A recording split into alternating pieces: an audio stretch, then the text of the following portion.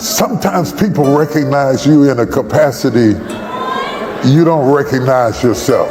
There is no warning. It just happens. Life just happens. You're one text away from having to get up and run out of service. We don't know what's going to happen from day to day. And we think that if a person is anointed, everything else goes smooth. Because if you live long enough, you figure out how uncertain tomorrow is. I miss you. I miss you.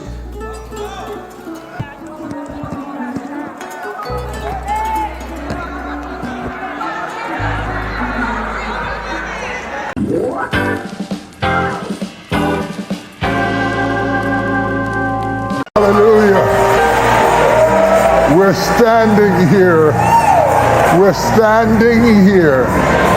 as living epistles, as a living testimony, as a monument. I wouldn't even be standing here. Come on. I wouldn't even be standing here. It's only because you made a way. My God, my God. I could shout and go home off of that right there. Only because you made a way. Hallelujah. I told the Lord, if you don't ever do anything else for me, you have already been so good to me that I owe you the praise for the rest of my life. I really do mean it. I really do mean it. Only because you made a way. All the way to the left, PMTs. Serve the people of God. Come on, let's give him some praise. Only because you made a way. Only because you made a way. Only because you made a way.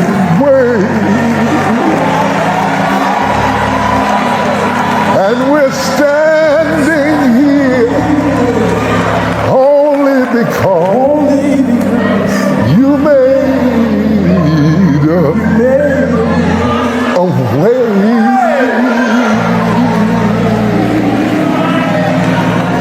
Made a way. As we go to the Word of God, we're going to ask you to stand for the reading of the Word. This is the last time I'm going to ask you to stand till you get ready to leave.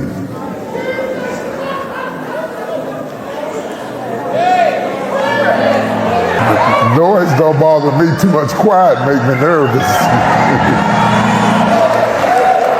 Only because you made a way.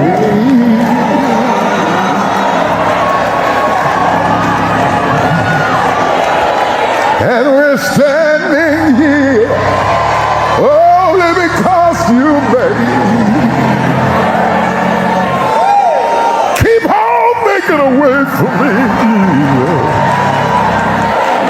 Standing here only because you made the way. Let me go to work. Lord have mercy. Woo!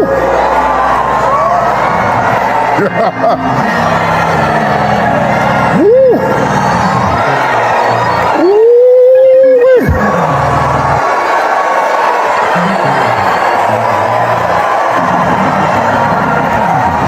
I'm not fooling with y'all this morning. And we're standing here only because you made a way.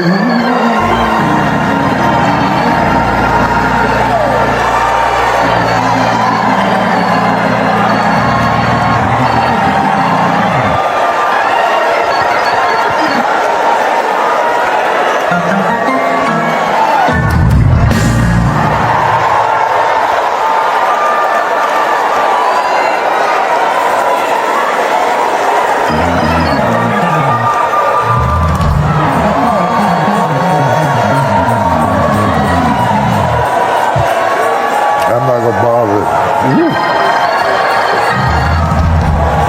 1 Samuel chapter 21. Sometimes people recognize you in a capacity you don't recognize yourself. Is this not David, the king of the land? Did they not sing one to another of him in dances, saying, Saul have slain his thousands, and David his tens of thousands? And David laid up these words in his heart and was sore afraid of Achish. I thank you in advance for what you're going to do. Have your way in this place. In Jesus' name, somebody shout, amen. You may be seated. Let's go to work. One of the great misnomers and misunderstandings and confusions that I had about life is that I thought life made sense. I did not realize that there is no science for life. There is no knowing for life. The word science is to know. There is no knowing for life. We know not what we will face from moment to moment and from day to day. We don't know when we are facing friends or foe. The Bible says when it talks about Judas that Satan, having entered into the heart of Judas Iscariot, set out to destroy Jesus. But it doesn't say when Satan entered. At what point along the way? You can't always tell when people change. You're sitting up here having a cup of coffee, they want some toast and jelly, and you're laughing, you're thinking you're talking to a friend, and Satan has entered into their heart, you don't even know it. It's not like you get an announcement. People don't divorce you when they divorce you. When you get served the papers, that's not when the divorce happened 2 years ago. The papers are late.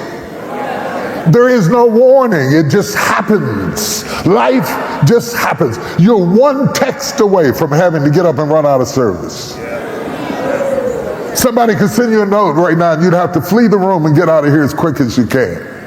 We're one phone call away from a bomb scare. We don't know what's going to happen from day to day. And what the problem is, when we teach the Word of God, we teach the Word of God about characters in the Word of God as if their life was flawless, seamless, straight, in parallel with purpose and destiny. And we say they're anointed. And we think that if a person is anointed, everything else goes smooth. The anointing of the Lord is on me. Everything is fine. I serve the Lord with gladness. That means everything goes right. Not necessarily. Isn't it funny how stuff changes? It's funny to me how Egypt at one point was a blessing for the Hebrew children. Right. You know, and the famine was in the promised land and the food was in Egypt. And then you keep on reading a little further and the food is in the promised land. Oh, y'all don't hear what I'm saying. That's why you ought not look too funny at people in a famine, because you don't know when the famine is going to come to your road. Things change. They change. And because they change, life is stressful. It's stressful because if you live long enough, you figure out how uncertain tomorrow is. I'm not going to bother it, but just look at the election. You can't tell how anything is going to go.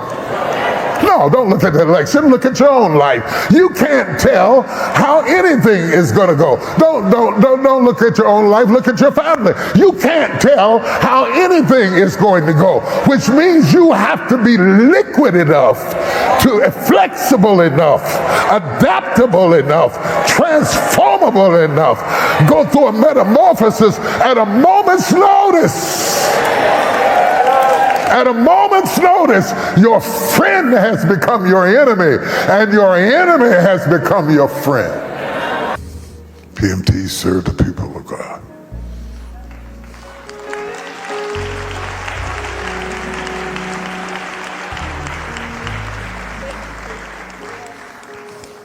It was a pleasure.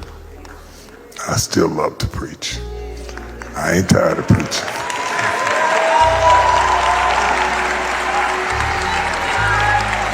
I miss you. I miss you. Have you ever gone to the hospital to visit somebody and you thought you was going to encourage them and they encourage you? That's what preaching is like. You think you're giving out something, but you're getting back more than you gave. I love you.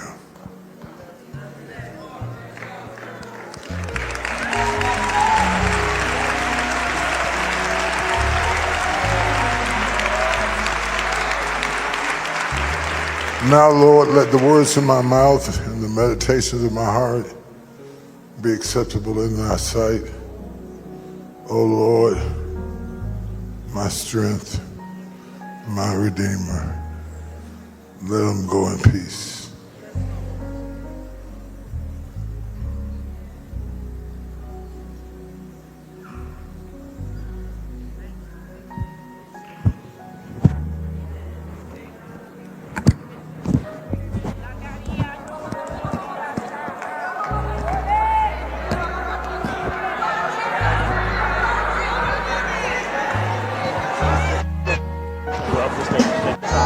Take your time. Give me some space. Back up.